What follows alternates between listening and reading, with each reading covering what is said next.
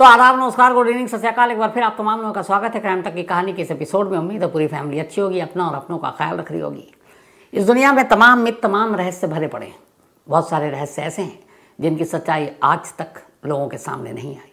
बहुत सारे रहस्य ऐसे हैं जिसके बारे में ये पता ही नहीं चला कि इसकी शुरुआत कहाँ से हुई। आज की कहानी एक ऐसी रहस्यमय कहानी है। कहानी एक कब्र और उस कब्र के ऊपर लगी एक मूर्ति की है, जो कि ब्रॉन्ज की मूर्ति है। और ये कहानी है 1870 की। हर दौर में जब जहाँ मीडिया रही है तो बहुत सारे लोगों को मीडिया से शिकायत भी रही है। ख़ास तौर पर जो इस्टेब्लिशमेंट है, गवर्नमेंट है या राजशाही है, तो उन्हें कभी पसंद नहीं आता कि मीडिया उनके ख़िलाफ़ कुछ बोले या कुछ लिखे, या अब आज के दौर में टीवी है तो कुछ दिखाए। नेपोलियन बोनापार्ट, बचपन में आप लोगों ने भी पढ़ी हो, इस हिस्ट्री में पढ़ा होगा, इतिहास। तब फ्रांस में नेपोलियन बोनापार्ट 3 उस दौर में गद्दी पर थे और उनकी हुकूमत थी। उनको भी हुकूमत में रहते हुए करीब 20 साल से ज़्यादा का वक्त हो चुका था। और उस वक्त कई सारे फ्रेंच मीडिया थे, न्यूज़पेपर भी निकलता था।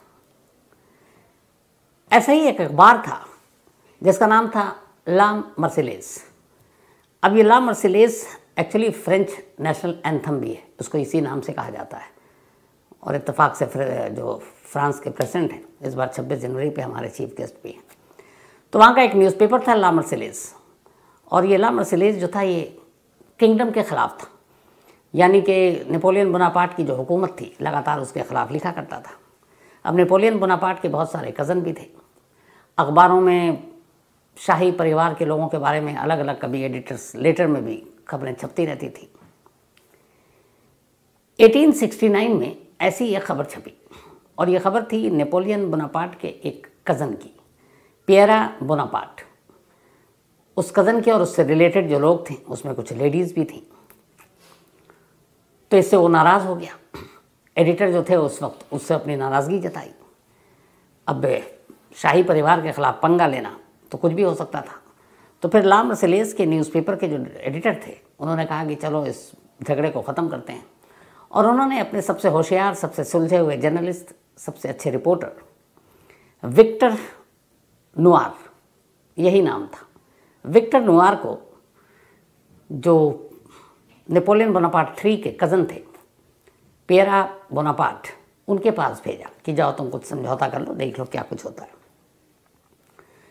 तो 1869 से इस समझौते की शुरुआत चलती रही, बात होती रही, लेकिन बात बनी नहीं। धीरे धीरे कई बैठकें हुई। लास्ट 11 जनवरी 1870, 11 जनवरी 1870 की बात है ये। लगभग साल भर हो गए थे, अखबार से नाराज़गी चल रही थी शाही परिवार की। तो फिर जो अपने विक्टर नुआर हैं वो पहुँचे पियरा बोनापार्ट के पास, कज़न के पास नेपोलियन के, और जाकर उन्होंने बताई कि ऐसे ऐसे एडिटर साहब ने कहा है फलान, जो भी एक मैसेंजर के तौर पर। लेकिन उस दिन जो पियरा बोनापार्ट था उसको गुस्सा आ गया, और उस गुस्से में उसने अपनी पिस्टल निकाली और सीधे विक्टर नुआर की तरफ तान कर गोली चला दी। विक्टर नुआर वहीं फर्श पर गिर पड़ा और उसकी मौके पर ही मौत हो गई। अब जब मौत हुई तो फिर न्यूज़पेपर तक खबर पहुंची।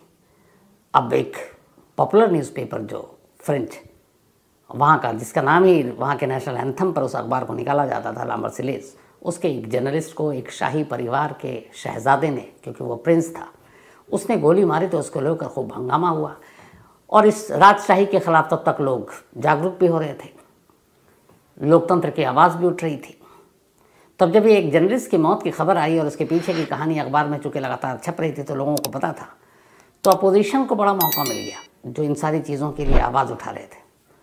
उन्होंने विक्टर नुआर की मौत को एक तरह से एक मुद्दा बना दिया और राजशाही के ख़िलाफ़ आवाज़ उठाने लगे। अब इसके बाद विक्टर नुआर के अंतिम संस्कार था, तो लाश के साथ पूरी एक रैली निकली। और कहते हैं कि उस दौर में शाही परिवार के ख़िलाफ़ जाकर करीब 1 लाख लोग सड़क पर उतर आए और उसकी लाश के साथ विक्टर के वो कब्रिस्तान तक पहुँचे, सेमेट्री तक, और फिर उसे दफनाया गया। अब लोगों में इस बात को लेकर बड़ा गुस्सा था। लेकिन 1870 ये बात है, जनवरी की, जब ये डेथ हुई थी, कुछ वक्त गुजरा और सितंबर 1870 आ गया। सितंबर 1870 में पर्शियन ने फ्रांस पे हमला किया और फिर राजशाही ख़त्म हो गई, उनका कब्ज़ा हो गया। तो जो विरोध में आवाज़ उठा रहे थे सब, मामला थोड़ा दब गया। अब ये भी हुआ कि अब विक्टर नुआर की बात भी लोग भूल जाएंगे।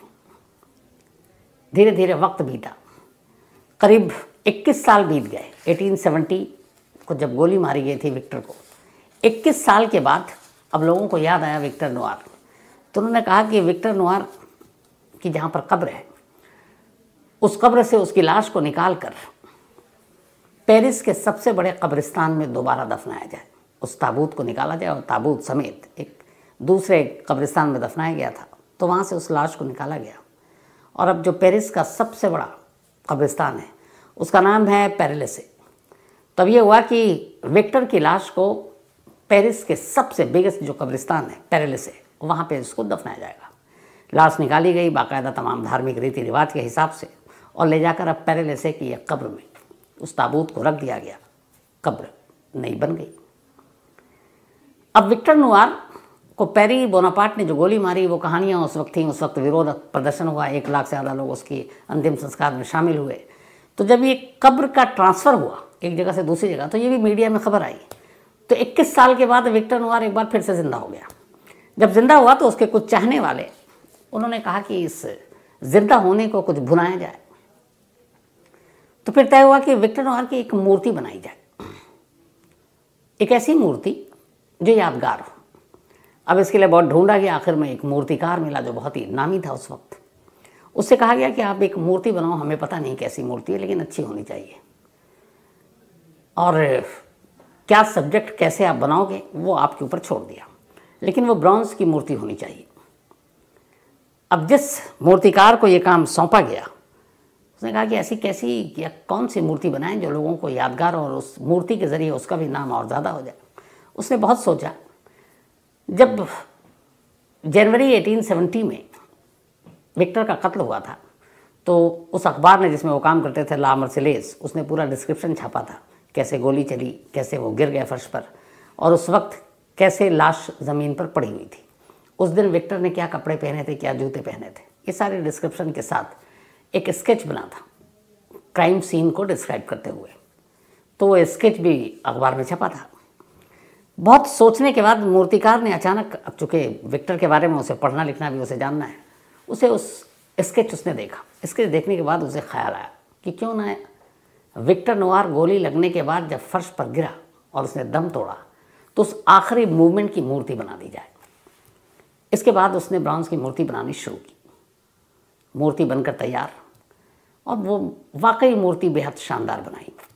हूबहू विक्टर का फेस, उसके नाक, उसके लिप्स, कान, कद काठी, साइज़। अब जब मूर्ति बनकर तैयार हो गई थी, जिन लोगों ने बनाया, जो लोग इसके पीछे थे, उन्होंने कहा कि अब इस मूर्ति को कहाँ लगाया जाए। बहुत सोच विचार के बाद यह तय हुआ कि इस मूर्ति को इसी पेरेलिसे कब्रिस्तान में विक्टर नुआर के कब्र के ऊपर रखी जाए। आइडिया सबको पसंद आया।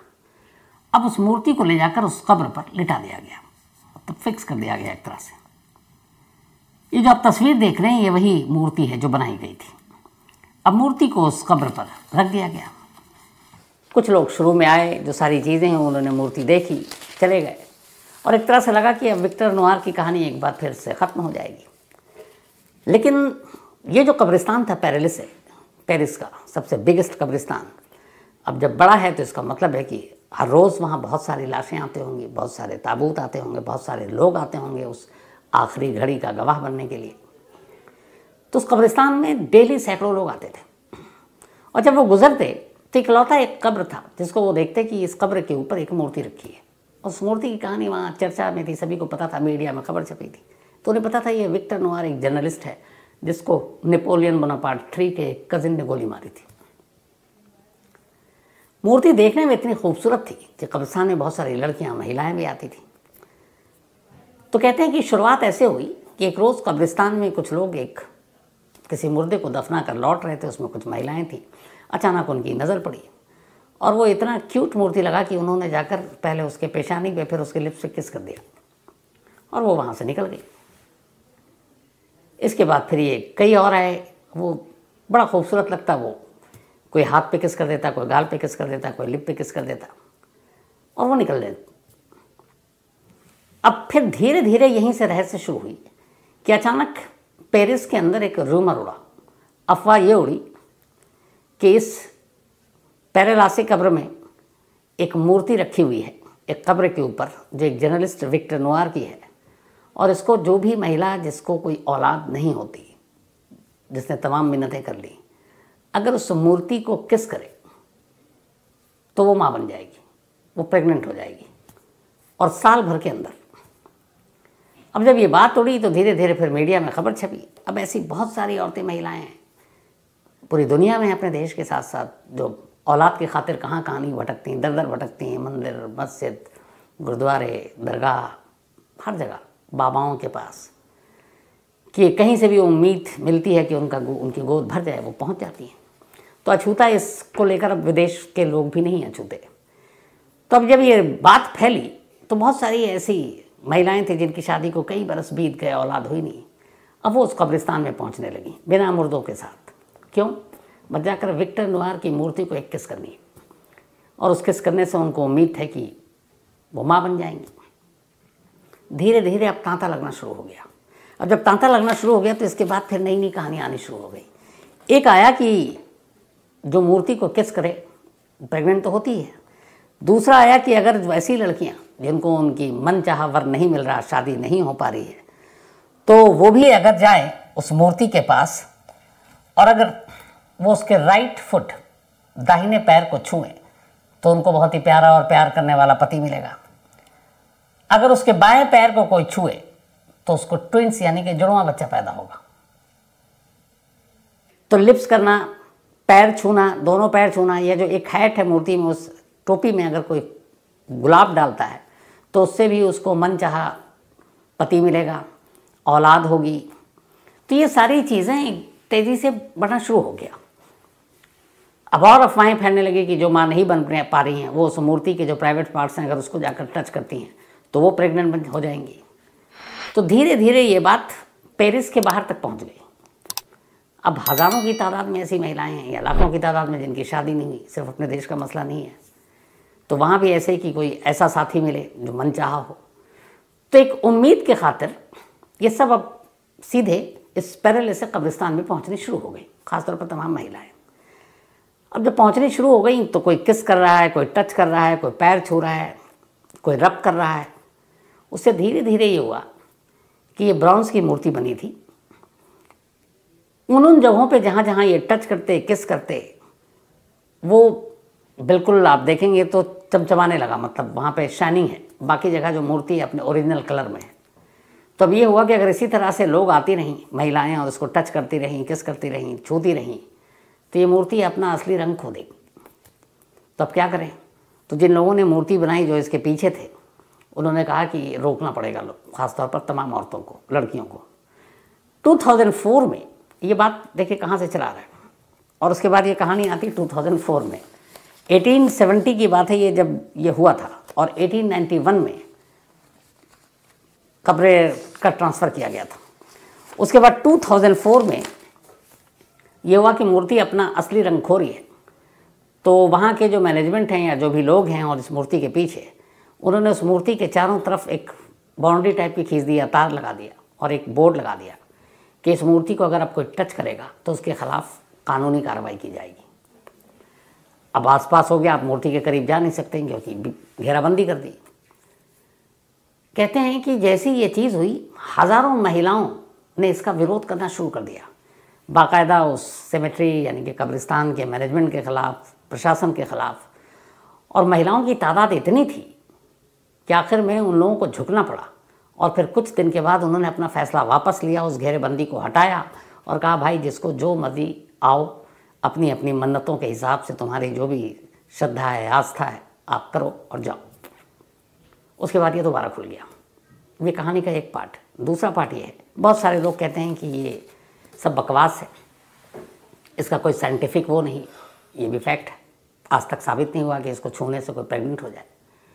लेकिन ऐसी औरतों की भी एक बड़ी तादाद थी जो जब इस मूर्ति को टच करके या किस करके गई, उसके बाद वो प्रेग्नेंट हो गई 1 साल के अंदर। और उससे पहले उनकी शादी को 10-10, 12-12, 15 साल हो चुके थे और कभी वो प्रेग्नेंट नहीं हो पाई। तमाम डॉक्टरों को भी दिखाया। तो जब वो प्रेग्नेंट हुई और उनका बच्चा पैदा हुआ तो वो अपने अपने बच्चों को लेकर विक्टर नोयर के कब्र पर पहुंची और वहाँ जाकर फूल वूल रखे, कई तो वहाँ पे जाकर तस्वीरें रख दी जो उनका बेबी हुआ। तो ऐसे एक बड़ी तादाद है औरतों की जिन्होंने ये किया।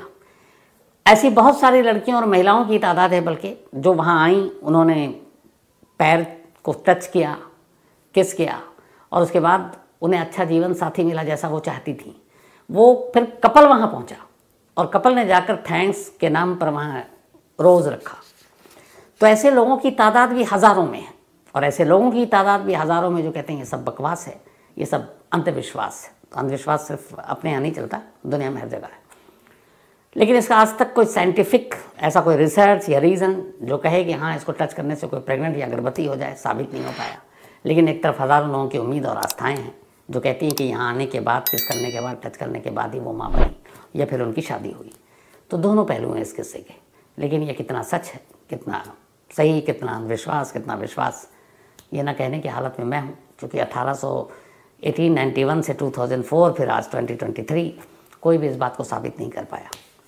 तो एक अजीब रहस्य, एक अजीब पहेली है और कमाल है। और कमाल के लोग हैं दुनिया में और हर तरह के लोग हैं दुनिया में और हर तरह की चीज़ें हैं, हर तरह की रहस्यमयी चीज़ें भी हैं।